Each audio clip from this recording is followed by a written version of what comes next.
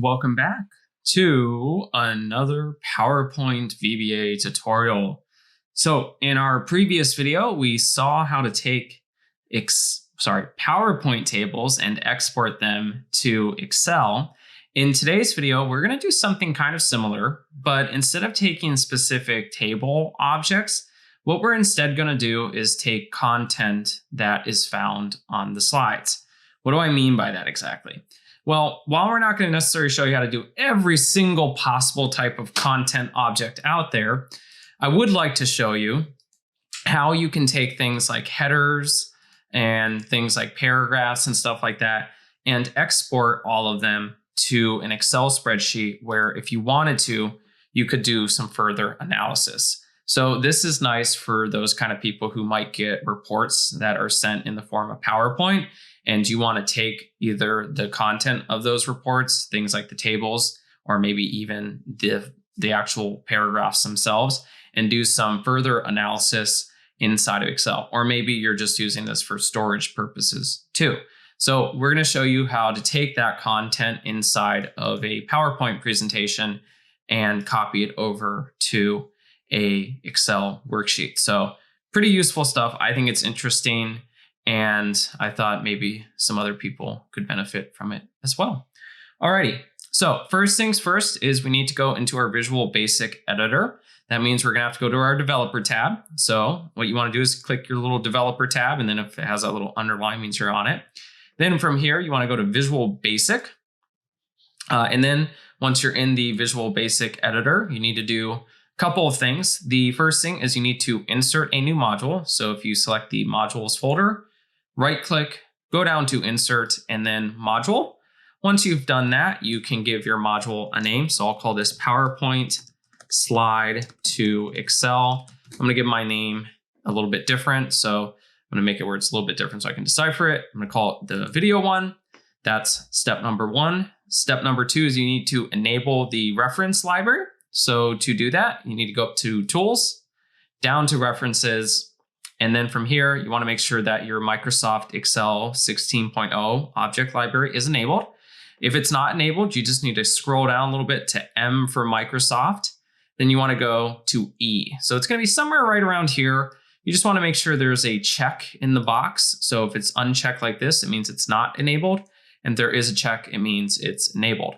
This will allow us to access the Excel objects that we usually work with inside of Excel VBA, but now we can access them outside of the host application of Excel. So now we can access it in PowerPoint. Then from here, we can create a new subroutine. So we will say export slides to Excel. It's a simple name, tries to convey what it's supposed to do. Then like every other subroutine, we need to declare our variables. These ones are the PowerPoint ones to be more specific. So I'm going to do dim PPT pres as a presentation object. So the actual presentation we're working out of. We're going to also do slide. So we're going to do a PPT slide object variable. Then we're going to do PPT shape. This will represent a shape that is found on a slide. Keep in mind, a shape can mean different things. It could be a table, it could be a chart, it could be a linked object. Different things can be shapes. So we're being very specific here, or sorry, we're being very broad here. Now, also, we will be working with PPT Placeholder.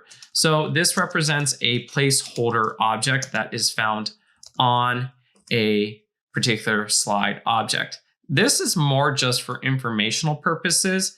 You'll see in a little bit that for the most part, when it comes to copying the content, it's not necessarily giving us all of the information. It's there to help us kind of understand if it's something we want to work with, just as an idea. We're not going to be using it a lot for, I think, the export purposes, but it will kind of give us, if needed, extra information about our particular object.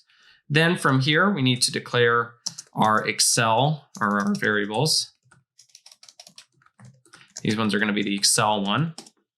We're going to do Excel app as a new Excel.application. We're going to do the Excel book as an Excel workbook object. We're going to do a worksheet. This will be an Excel worksheet object. Then we're going to do the Excel range object variable. This will represent the Excel range object, so an Excel range object. Then from here, let's grab the active presentation. That means the one we are in. So we're going to set the PPT pres equal to the, no, not that one, the application, and then it's going to be the active presentation property. So this will grab the presentation that we are currently editing in. Now, in the second portion, what we're going to do is related to working with the actual Excel application. We're going to consider two scenarios. One is the Excel application is already open. In that situation, we're going to grab the instance of Excel that is open, and then we'll start working with the objects from there. The second scenario is that the Excel application is not open, so we need to create a new instance of it, and then we're going to make sure that it has a workbook inside of it and a worksheet. So we would then create a new instance of the Excel application, make it visible, add a workbook, and then add a worksheet. So that is what we need to recreate in our PowerPoint VBA code. So first things first, if it's not open and we try to grab it, returns an error. So we need to specify if there's an error, keep going. So keep going if there is an error. So we're going to say on error, resume next. Oop, not that. Then we're going to get the active instance of the Excel application. And should be a little bit more specific. We're trying to get the active instance of the Excel application. So we're going to set the Excel app equal to get object. Then we're going to do a comma, and then we're going to do Excel application. Ugh, I've had a headache all morning. I was kind of debating if I should record some videos, but I decided to go for it. Okay, hopefully I'm not messing up my words too much. Okay, so if the Excel app is not open, then we will get an error 429 code. So we're going to say if error.number equals 429, then what? Then what do we want to do? Well, if it's not open and we got an error, then we're going to first clear the old error. I'm going to say error.clear, create a new instance of Excel. So we're going to set the Excel app object variable equal to this new instance of it since it's not currently open. Then we're going to make sure the Excel app is visible. So we're going to take the Excel app, not that one, we're going to do the visible property and set that equal to true. Then we are going to add a new workbook. So we're going to set the Excel book equal to the Excel app. We're going to go to the workbooks collection and we're going to call add. Now, normally when you add a new workbook, it already has a sheet inside of it. If you wanted to, you could add an extra sheet if you wanted to just make it kind of its own little thing. So if you want to add a new worksheet as well, then you would just do this. We would set our Excel sheet and then we would say Excel book. I'm going to go into that worksheets collection and then I'm going to call add. So nothing super crazy, hopefully, with that one. So this assumes that it was not open. We created a new instance. So what if it is open and we got the active instance? Well, then from here, you have a couple of options. So one is you could assume that you don't know the name of the workbook that you want to grab. Or the second option is you can assume that you know the name and then you want to create a specific reference to that workbook. So if I want to grab the workbook that I want to export to, this assumes the Excel app is already open. So what I'm going to do is I'm going to set the Excel book equal to the Excel app, there is a workbooks property, and then I can pass through the name, and I can say export from PowerPoint to Excel, and then we do Excel SM. Now that would create a reference to it, and then I can grab the worksheet I want to dump the data to. So this one, we would just set the Excel sheet object equal to the Excel book. We would go into our worksheets property or worksheets collection, and then I would specify I want to dump it to the slide export sheet. So I want to dump it on this sheet. Note the name matches what I'm typing inside of VBA. Okay, sorry, it's a lot of typing. Next, we're going to start working with the presentation object. We're going to start looping through the slides, grabbing the content we need, and then from there, we will dump it into Excel. So first things first, loop through each slide in the presentation. I'm going to say for each PPT slide in PPT Pres, and I'm going to go to the slides collection, and then I'm going to do next. So I'm going to loop through each slide. Then I'm going to loop through each shape in that slide. So I'm going to say for each PPT shape in PPT slide, go to that slide's shapes collection, and then start doing some stuff with it. I know. God, it's all freaking out all of a sudden. Okay. Then from here, we're going to have a shape. We need to check what type of shape we have, because naturally inside of PowerPoint, you can have different shapes. This is considered a shape. So a table is considered a shape. This is considered a shape.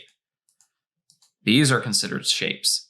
So there's lots of different shapes in here. Now, like I said earlier on in the video, I'm not going to show you how to take every single piece of content out there, but some of the more common ones, like a placeholder that naturally tends to contain text, I want to show you how to grab that. So if the shape is a Microsoft Office placeholder or a, what is it?